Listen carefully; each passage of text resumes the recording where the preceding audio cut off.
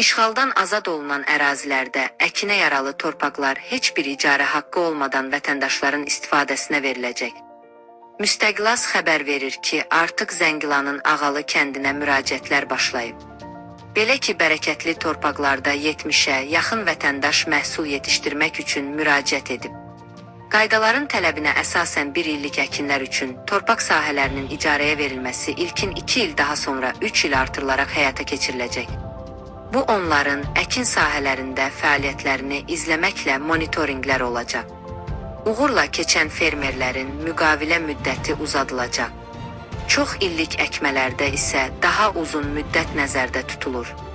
İlkin olaraq 5 il daha sonra 15 il nəzərdə tutulur. Azad edilən ərazilərdə kənd təsərrüfatının böyük əhəmiyyəti var. İcarə haqqı ödəmədən torpaqlardan istifadə vətəndaşların maliyyə yükünü azaldacaq və böyük qaydışa təsir edəcək. Qeyd edək ki, torpaqlardan ödənişsiz istifadə yalnız Qarabağda məskunlaşan əhali üçün nəzərdə tutulur.